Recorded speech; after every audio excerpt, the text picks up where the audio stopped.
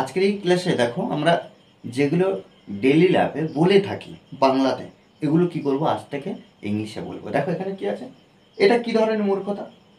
তুমি এখন কোথায় আছো? তুমি কি আমার সাথে যেতে চাও? তুমি কি আমার সাথে যেতে চাও?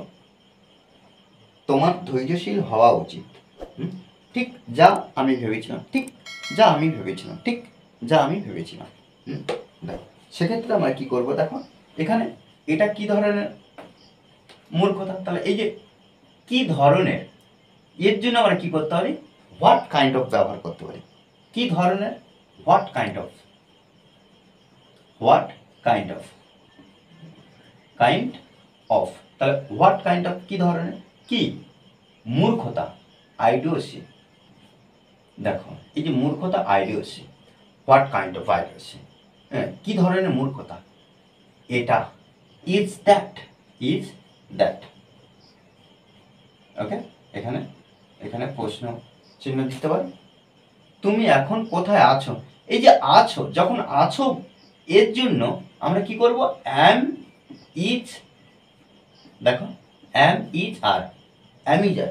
যখন আছো অর্থাৎ প্রেজেন্ট ফর্মে অ্যামিজার মধ্যে যখন একটা আনবো, আর যখন ছিলে তখন আমরা কি করব, ওয়াজ আর ওয়ারের মধ্যে যখন একটা আনবো। তাহলে এখানে লিখতে পারি কি, তুমি এখন কোথায় আছো? তাহলে এখানে লিখতে পারি কি, হোয়ার are you, where are you, কোথায় তুমি আছো এখন, নাও। ওকে, তুমি কি আমার সাথে যেতে চাও? হ্যাঁ, এই যে তুমি কি আমার সাথে যেতে চাও, এখানে একটু আলাদা বিষয় আমরা একটু দেখবো। দেখো যদি এখানে এই যে কি, এটা যদি না থাকতো তাহলে আমরা কি করতাম, তুমি আমার সাথে যেতে চাও। তাহলে এখানে দেখো ইউ ওয়ান্ট, তুমি চাও, ইউ ওয়ান্ট। এখানে দেখো, দেখো তুমি আমার সাথে যেতে চাও, এই যে চাওয়া একটা ভার্ব আর যেতে একটা ভার্ব, দুটো ভার্ব এখানে আছে। এখানে দেখো তে যুক্ত ভার্ব আছে, তার আগে কি করব, তে যুক্ত ভার্ব বসানোর আগে মেন ভার্বের পরে আমরা টু যুক্ত করব, টু গো। তাহলে ইউ ওয়ান্ট টু গো আমার সাথে, উইথ মি।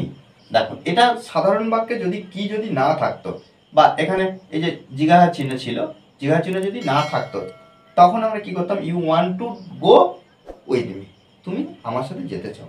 আর যখন প্রশ্ন চিহ্ন হবে অর্থাৎ কি থাকবে আর প্রশ্ন চিহ্ন থাকবে, তখন আমরা কি করব, না এখানে কোনো হেল্পিং ভার্ব নেই। আমরা জানি একটা প্রশ্ন তৈরি করতে হলে হেল্পিং ভার্ব দরকার, কিন্তু এখানে নেই। এই ভার্বটা পজিশন অনুযায়ী আমরা আনবো। দেখো কিভাবে, ওয়ান্ট, এটা ভি ওয়ান, এটা ভি ওয়ান।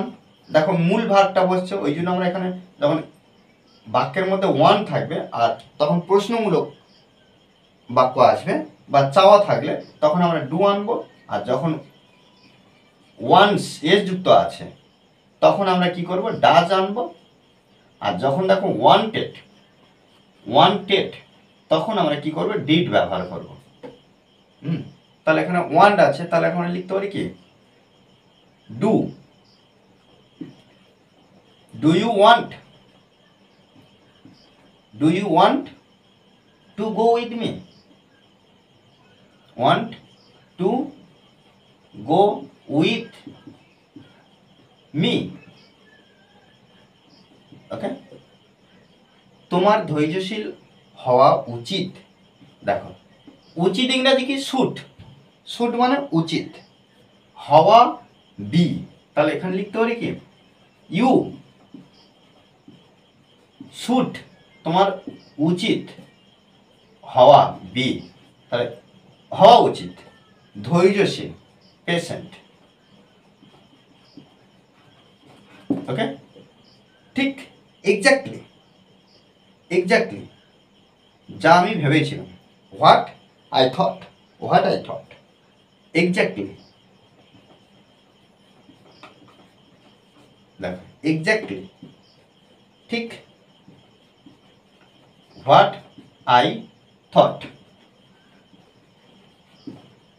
থট কেন লিখলাম, কারণ ভেবেছিলাম, অর্থাৎ এখানে ভি টু পাস্ট ফর্মে, ভার্বের পাস্ট ফর্ম। দেখো এভাবে কিন্তু আমরা এই এক্সপ্রেশনগুলো সুন্দরভাবে ব্যবহার করব।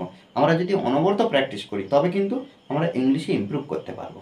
ওকে, আর এই ক্লাসটি যদি ভালো লাগে অবশ্যই লাইক কমেন্ট শেয়ার, আর যারা এখনো পর্যন্ত এই চ্যানেলটি সাবস্ক্রাইব করেননি তারা অবশ্যই চ্যানেলটি সাবস্ক্রাইব করে পাশে থাকবেন। Okay, thanks for watching this video.